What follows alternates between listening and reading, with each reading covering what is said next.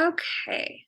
Welcome back to the podcast, everyone. This is the first podcast that I'm recording for 2023, and I can't believe it's actually going to be my second season, so I'm really excited about this. My first podcast interviewee that I have here is Stephanie from Witch Wednesdays. I'm so excited to have her on because she was actually the first podcast I was ever featured on, and it's near and dear to my heart. So, Stephanie, if you'd like to introduce yourself to the listeners and kind of let them know a little bit about you. Yes. Oh my gosh. I am so excited to be here. And I'm so excited to be, the first episode in your beginning of your 2023. Congratulations on your second season starting. Thank That you. is very big.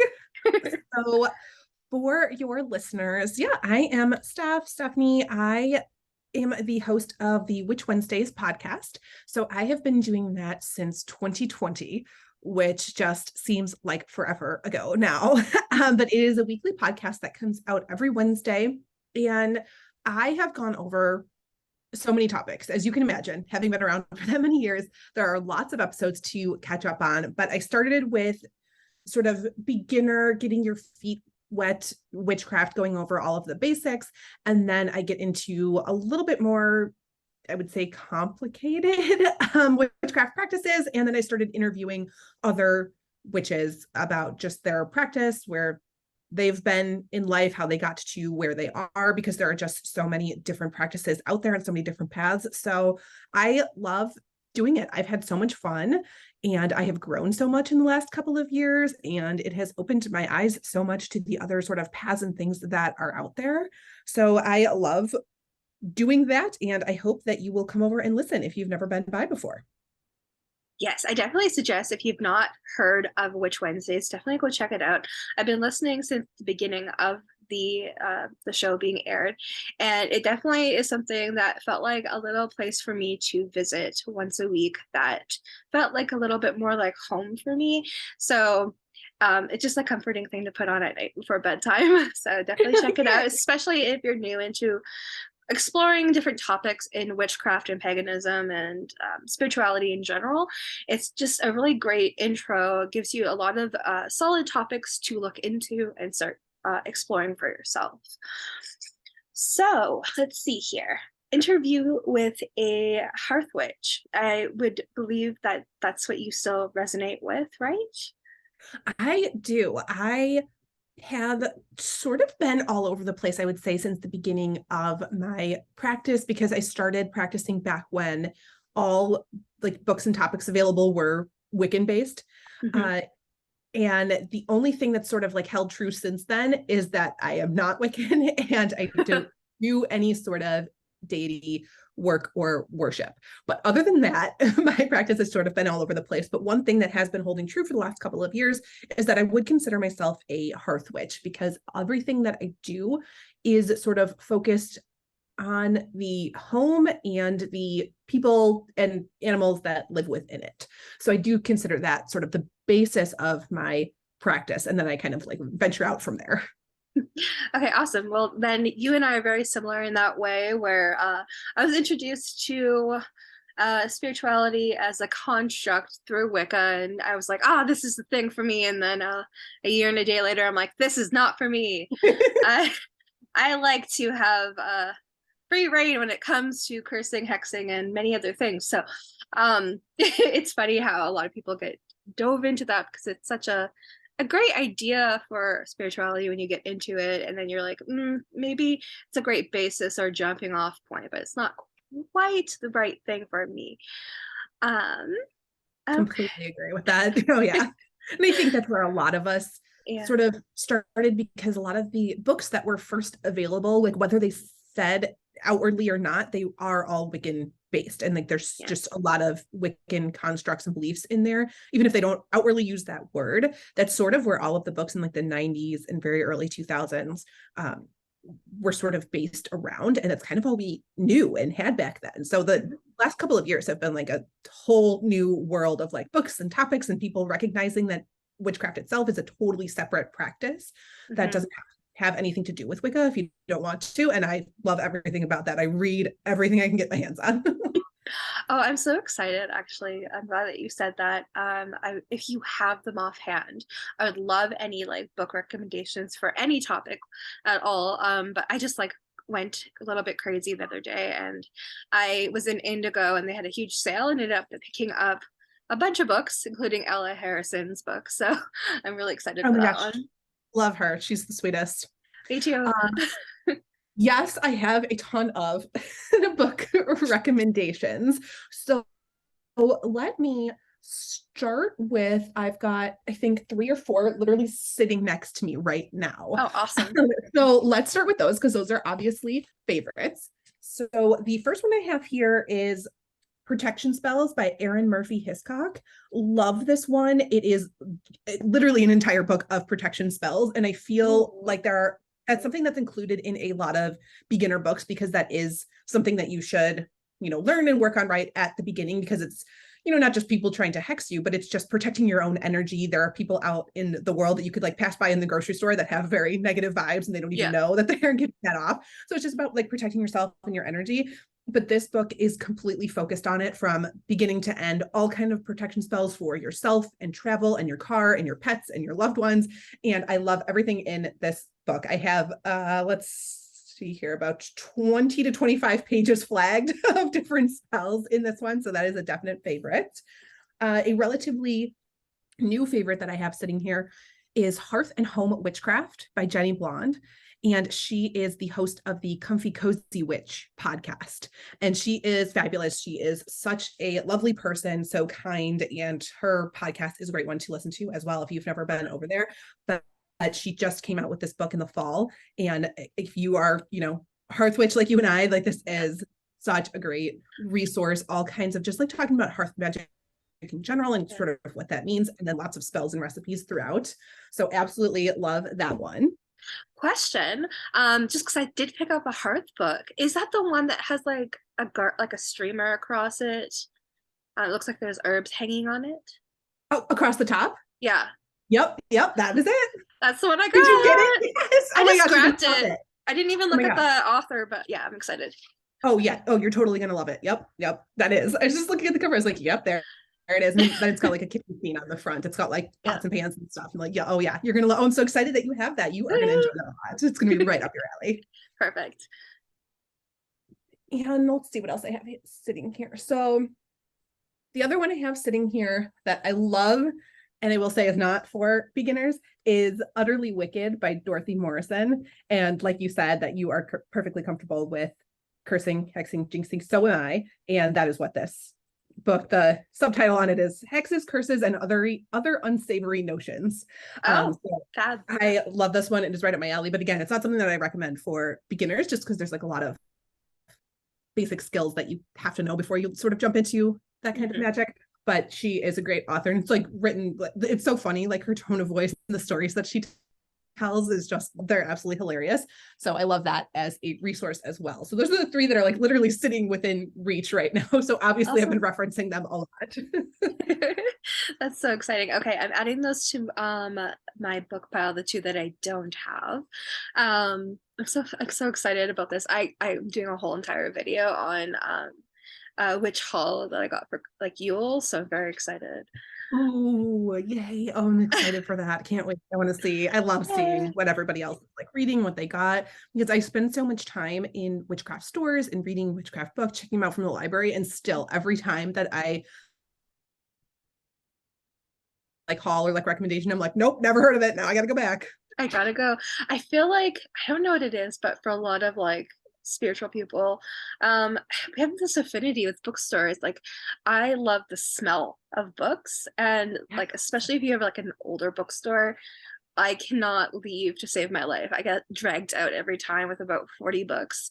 And then they sit there until I'm able to work through them. And generally it takes a few years, but I always have piles in my house of just books. And I'm like, I just like to look at them and that I have them. Oh, I love it. Yeah, I completely agree. I could just spend hours in there. All right. Well, this is something, my first question actually, is just something I was curious about because I think everyone's routines are a little bit different. And I think this day and age, a lot of people feel like they have to have a set like spiritual routine, a daily practice. And I like to deconstruct that a little bit and make people rethink things a little. So I'd love to know, like, do you have like a morning or a daily routine with your spirituality, and kind of what does that look like for you? I would say I have a few things that I do regularly. Would they be considered daily? No. um, I my sort of like days and schedules are really different because my husband is a firefighter. So his schedule is 24 hours on and 48 hours off. So on the days that we get up and get him off to work, we are up at 5 a.m. And then I am by myself for the next 24 hours until he comes home the next day. So that day compared to the other two are completely different. So I feel like I can't always do something like the exact same way at the exact same time every single day, which is what I think people think of when they think of routines and just having that sort of structure. Like I can't have that kind of structure. So there are some things that I include that I consider very witchy, and I do them most days. And first of all is coffee. Most days I will do some sort of intention setting with my coffee because I do drink coffee every single day. And while it's brewing, I will just take a few minutes to think about what sort of energy I want for the day, like think about my calendar and what I have ahead, and then put that energy and intention into the coffee before I drink it. I do that most days, except there are a few days where we have to get up super early and I am exhausted and I just don't even think about it. I'm on autopilot and I'm like, no, I just need to get the coffee into my body. So even that I don't do every day. Just gotta do it. Right. And other than that, I would say most of the time, most days I talk to my plant. I have one plant that I have been able to keep alive. I'm not much of a green thumb, but I have one snake plant that I've been able to keep alive. His name is Carlisle, and I talk to him almost every day. So I consider that part of my routine. And I also consider my dog part of my witchcraft routine. And again, talking to her and spending time with her. She is not my familiar by any means, but she's just my pet. But she is such a big part of our house and our family. We do not have kids, just animals. So I would consider her part of my routine and part of my practice because it is a way to connect with nature, and I just love animals and everything. So having that sort of connection to something and someone outside of myself, I feel like is very good for me. So just taking care of her, I consider just part of my grounding, sort of centering practice where I'm getting more in touch with my day. I'm being more intentional. I'm not just pouring the food bowl or just taking her for a walk while I'm ignoring her and doing other things and I'm on my phone or something. I'm very intentional with the time that I spend with her and like focus on her. And that just helps me sort of broader connect with nature and just time to slow down, connect with life in general, ponder things, actually like be alone with my thoughts. Because I think I see that sometimes and I feel bad when people are like walking their dog and they're just on their phone and totally ignoring them. I'm like, but they need you. They want your attention. It drives me nuts. I'm actually like really bad for this, almost maybe to the point where it's maybe I need to pay more attention to myself sometimes, but we have like a custody thing with our doggo. So like half the time he goes to my partner's ex's house with their son, and then the other week they're with us. And when our little gizmo's at the house, I'm just obsessed. He'll like on my days off, he'll literally just lay on my chest. He's a little chihuahua, and I'll just stare at him and like talk to him. And it'll be hours on hours, and he'll just like chat back and tilt his head and play, and it's all I want to do. Oh, that makes me so happy. Me too. I'm right there with you. I'm all for it. I think if I could have a ideal lifestyle, of course it's going to be that witchy like house on the edge of like some remote town somewhere on the edge of a forest. However, instead of cats, I would like to have a large pack of dogs. I like it. That's perfect. I agree with that completely. Yep.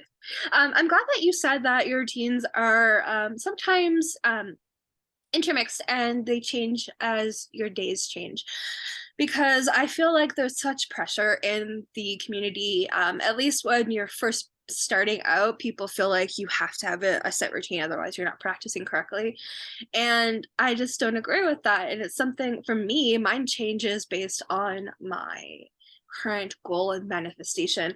So a couple months ago when I was interviewing Thelma Blythe, I was really focused on my fitness and getting things started there in that realm. And I'd have a whole candle spell and I'd work out in the morning, and it was very fitness geared and ritualistically like focused on that. But now it's completely different, and now I'm more focusing on the business end of things and working with Mercury, and it's a little bit different. So I may be like working on Moneyball on a Thursday or maybe even a Friday, and it's a little different.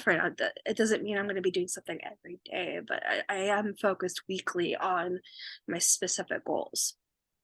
Yeah, I completely understand that, especially since we are recording this right at the beginning of a brand new year. Yeah. I think that is going to be the case for a lot of people because there's just such a different energy that comes with January 1st, like whether you set resolutions or not. People work on different things throughout different years and throughout the different times of years. So what people were focused on in December when it's like high family time and holidays and everything going on is very different from the life that they lead in January and what they're going to be focusing on in January. So I feel the same way. Like I have different goals for 2023, and therefore the parts of my practice that are going to affect that are going to be different. I'm just going to work differently. And we have seasons like you wouldn't believe here in Chicago. So I cannot do the same things in July that I can do in January. It's not, not even close. Like my practice looks nothing alike at those times of year. Same here. We just actually had, I live in Alberta, Canada, and we just had like a 50, like 50 Celsius below. Lovely. That's lovely. Yeah.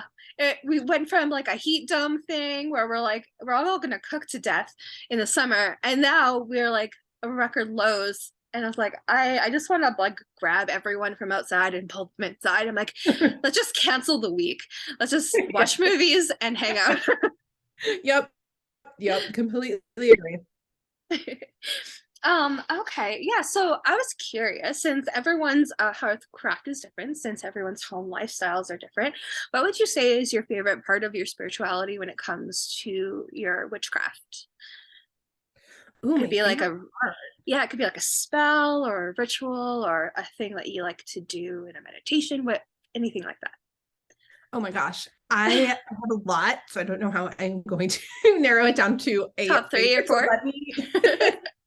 Maybe I will have more than one, but I would say like one that comes to mind first that I really love as it is associated with Hearthcraft is the protection spells that I do on my home. And, like routines, it's not regular. I would like it to be monthly.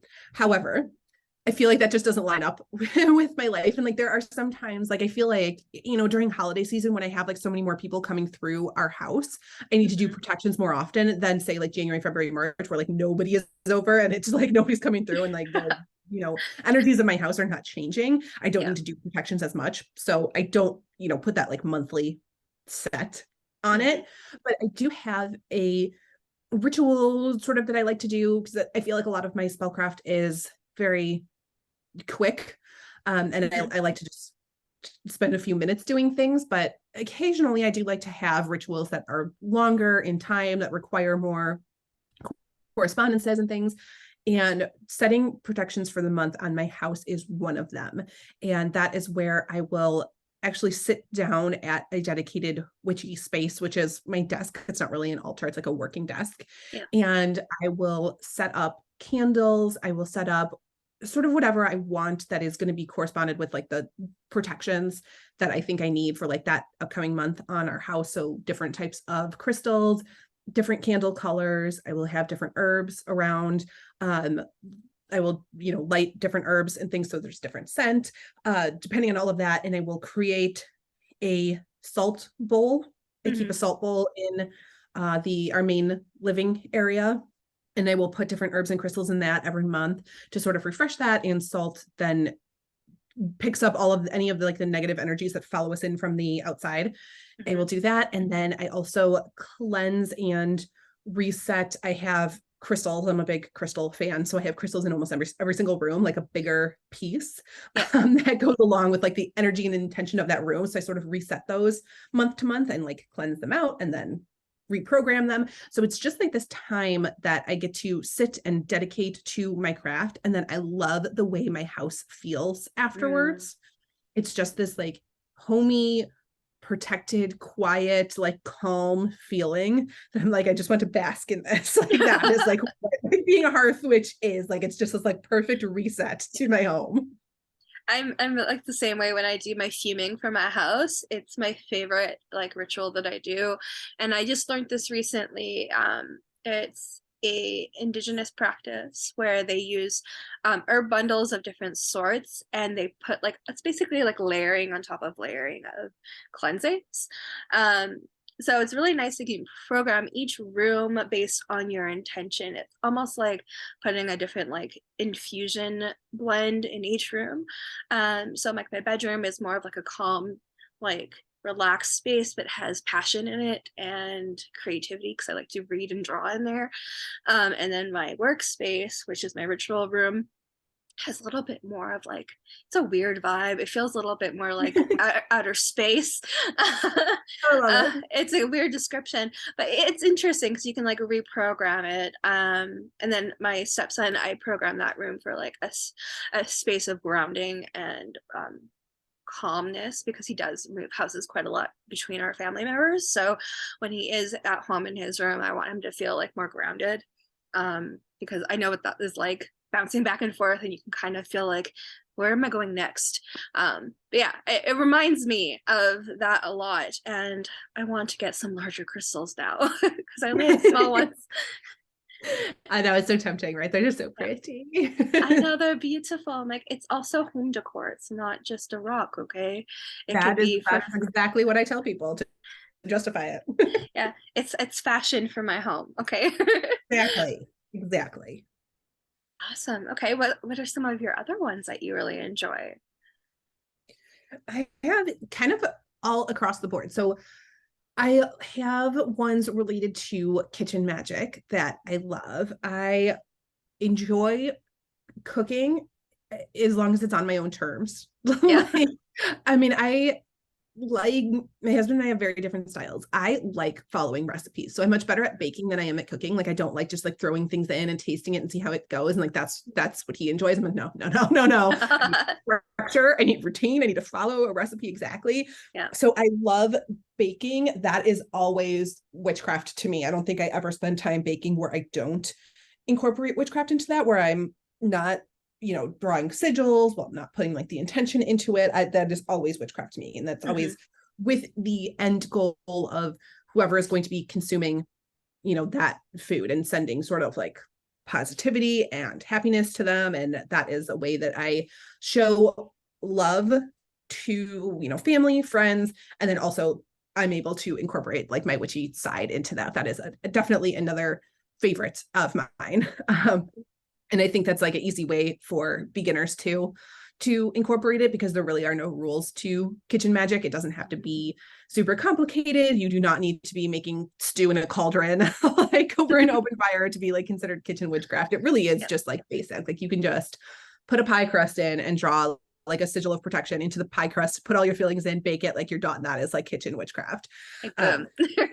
Yes, it really does not need to be complicated. You can just like make soup on the stove and just stir your intentions into it while you're stirring it around, and it can be as simple as you want it to. So that is absolutely one of my favorite ways as well, which is very hearth based because hearth obviously big in the kitchen, including big in the kitchen, of course.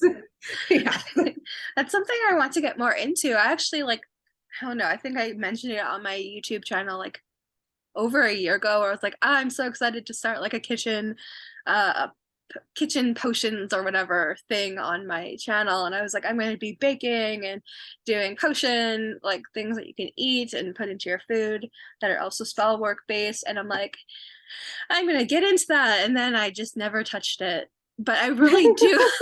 I do really want to do it. I think I have to plan that into my rituals, which is another thing that I am going to be talking about soon, which I cannot stop talking about, is planning for your rituals. Because I feel like a lot of people just haphazardly pick up their rituals when they need to, which is awesome, and I do that too. But for me, I'm such an A-type person where I'm like, I need to have like an exact plan for the entire year, and then everything else is supplemental on top of that. I love it. I love a good plan. And I am the same way where I'm like, I need structure and I need to know like where things are going. I admire people who can like haphazardly throw things together, but I am not one of them either. Yeah, I'm like, I don't know if this is exactly going to like pan out the way I want it. It might help, but I feel like if I have an entire, like, I like to look at it when I was talking to Mavius the other day, I was like, I like to look at it as like my entire year is my large spell. Everything I do within the year is one large spell. And it's just like you read the one spell that you do, see how it pounds out, read your divination into it, and then adjust with another spell, and it's all towards the main goal. But many people have many different goals throughout the year, which is totally cool, but I have like one end goal. I'm like, this has to happen, otherwise I am unsuccessful. So I feel like I have this anxiety about planning it. I completely understand that. I am the same way where I'm like, here's what I have laid out for 2023. And if like this thing is not met exactly by the end of this year, it is not a success. I'm the same way. Yeah. Whoops. At least I'm not alone in that, because I was like, no, not at all. Okay, cool. I was curious, what attracted you to witchcraft anyways? Because everyone's story is so very different. For me, I'll give an example, is mine was empowerment. That's been like my theme of everything when it comes to occultism in general, is empowering yourself to up level yourself in different areas of your life. Whereas in some areas, maybe you feel a little more disempowered. But it may not be as like themed as a word like that, but what interested you in witchcraft? No, I mean, I think your word is like a better word for it than mine, because mine is control. But I came to witchcraft because, first of all, a rejection of organized religion. That was a big part of it. But then coming back to sort of like practicing in general and liking the idea of witchcraft is control.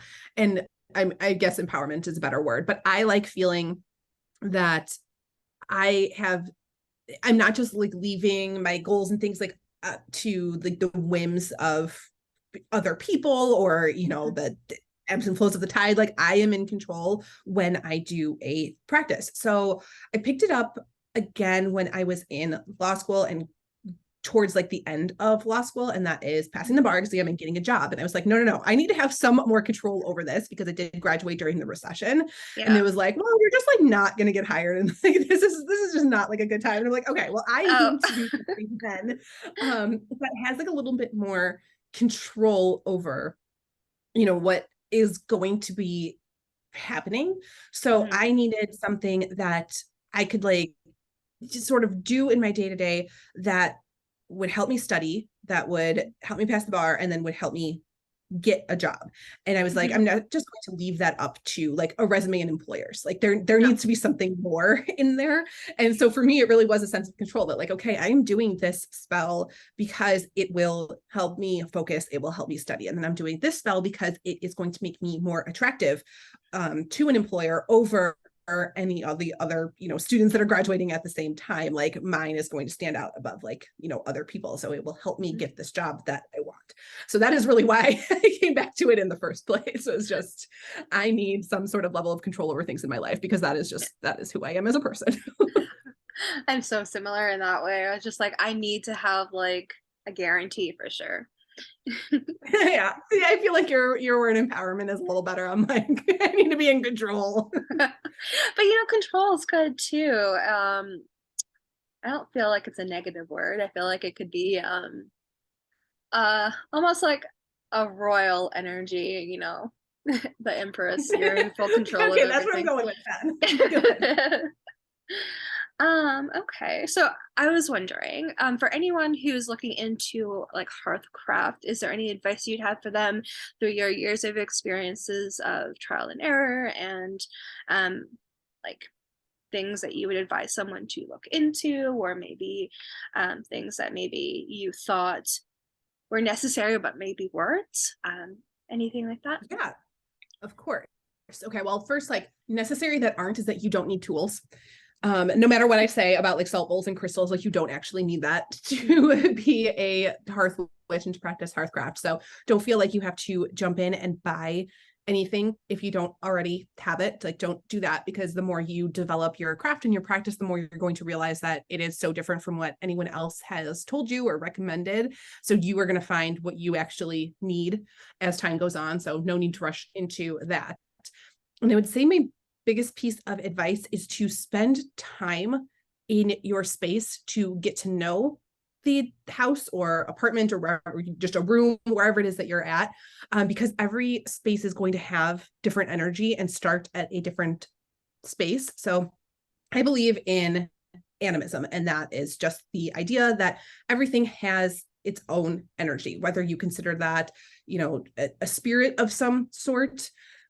Everything has its own energy, down from like us as people, obviously people like to think of it as a soul, to animals, down to plants, and for me even like rocks, wood. So the materials that were made to build your house, for me, have their own sort of essence, and every space is going to be different. So for me, the most important thing when moving into a new space or starting a hearth practice in a new space is to get to know the space, because it was existing before you. Those materials were existing before you. So to try to figure out where it is, because I believe that every house and dwelling has a sort of energy and spirit that already is there and resides there. And it's important to sort of get to know it and show respect at, like, that's like the basis of what I think I would want, you know, even if it's just wood for a house. I still want to treat it with respect and gratitude, because it is providing a roof over my head. So I would want to treat it the same way that I would want to be treated. Golden rule. I don't feel like it applies only to other human beings. I feel like it applies to everything. Yeah. So that is my biggest tip, is just spend time getting to know your house, whatever house means to you. You don't have to like have a, you know, 4-wall single story like dwelling to be considered a house. Your home can be absolutely anything. It can be just like your room if you are living with roommates or your parents. It can just be your own room. It can just be like a part of a room if that is all you have. You can still be a hearth witch. It's just important to get to know the space that you're in and show it gratitude and respect, and figure out what it needs from you and how you would like to work together, what kind of protections it's looking for. And maybe you have, you know, like a house spirit, like a little brownie or something that lives there. Like, how are you going to show it offerings and give that respect? So I think the most important thing is to spend time before you jump into doing anything. Like, you don't have to start with any sort of practice. You don't have to do protection spells or cleansings right away. Just spend time getting to know the space. Yeah, I definitely agree. That's something I feel like I need to do a little bit more of, because for so long I felt like I have a spirit in my home that maybe is a more negative. And I feel like it might have even showed me and my partner itself, in a form of a little girl, which for me is scary because of horror movies. Little blonde Right. girl on the stairs. However, the more you're talking about it, I feel like it's more of like a brownie energy, where they're like, okay, your house is kind of a mess downstairs at the moment, and they're running up the stairs and literally going tap tap tap tap on my headboard, like, yo, can you clean me up? Like, this is mine too. Yeah, So that happens more than you would think. yeah, and like, I'm not a messy person in general, but like sometimes life gets in the way, and I do find, now that I'm thinking about it, sometimes your house speaks up a little bit more often, and it usually only happens when I've had a busy week and I'm like, I'll do the dishes tomorrow. But when the house is tidy, it's pretty quiet. So I think getting to know your house spirit is really important, and respecting the space as much as it wants to be respected. You want to be respected in the same way as it does. So It's important. Yeah, absolutely. And I think that, that's a good time then to like communicate with your house as well and be like, okay, like you can communicate to me your needs, but maybe not in the form of a little girl knocking on my headboard at 3 a.m. Like, let's not, Yeah. that's not a good way to show me that you need something. So like maybe between these hours and like, here's a good way to like approach the situation. So you're not Yeah. totally creeping me out. Like they understand that. Yeah, definitely. I think it was like, oh, I have to do an entire podcast on this because it's not enough time. But there were some moments where I was just like, do I have a poltergeist or something more negative? I had a friend come like do a spiritual astral thing with it too, and it's good for a while, but then it comes back. So I'm like, I'm pretty sure it's just the house being like, hey, you gotta Okay. respect it. Could be. It could be. All right. Well, that's all my questions for today, actually. Is there anything you wanted to maybe add in? I have about 3 minutes before it cuts off. Excellent timing. Excellent. No, just thank you for having me and for your listeners tuning in. It's great to chat with all of you. I am always available over email or over on Instagram, Witch Wednesdays podcast, all one word. So if you have any like follow-up questions about any of this, I am available and we can chat. Amazing. Thank you so much for joining me, especially on the first day of the year. I feel like this is a really good start to the year, at least for myself. And I'm really excited to like start diving into January. I feel like this is a good energy month. Yes, I agree completely. Awesome. All right. So I'll have all the links down in the description of the show notes. If you want to check out Witch Wednesdays and Steph, they have so much interesting information over on their Instagram and their YouTube channel. Seasons worth of podcasts, so definitely go check them out. And I will see you guys in the next podcast. Stay wicked, and we'll see you later.